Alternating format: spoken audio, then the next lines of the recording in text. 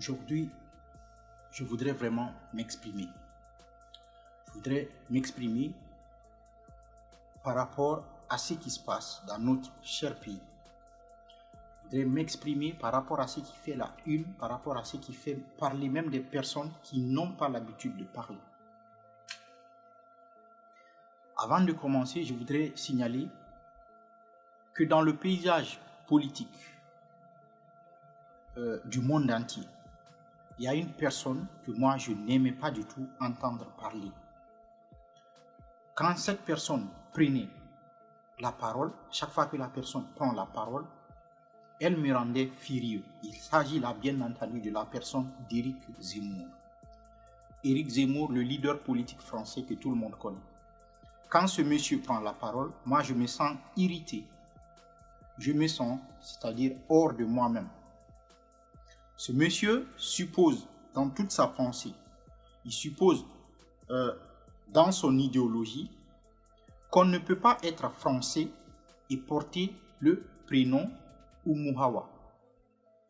Pour Éric Zemmour, on ne doit pas et on ne peut pas être française et porter le prénom Oumuhawa. Je pense que c'est assez dingue. C'est assez dingue. Et beaucoup parmi les Noirs, parmi nous les Africains, réagissent et condamnent les propos de ce monsieur. Tout récemment, il y a un jeune du nom de Tanguy David qui a rejoint la pensée politique de ce monsieur et ça fait réagir tous les Africains. On a traité le jeune on a même voulu le lyncher dans la rue.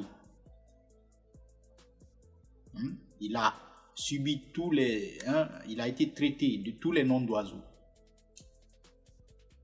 Et puis, aujourd'hui, le 7, en Afrique, précisément en Guinée, encore plus précisément à Conakry, on a une population qui se lève, celle même, c'est-à-dire qui traitait Éric Zemmour de fils de pute sur les réseaux sociaux, celle parmi lesquels, c'est-à-dire qui traite Tanguy David de taré, de homme sans valeur, on a cette même population qui, c'est-à-dire, réformule la pensée d'Éric Zemmour. C'est-à-dire pour elle, on ne peut pas être guinéenne et porter le prénom Esther. Pour, c'est-à-dire les Guinéens aujourd'hui, la plupart des Guinéens, il est impossible, si c'est inconcevable, d'être guinéenne et porter le prénom Esther. Moi, je voudrais qu'on se dise la vérité.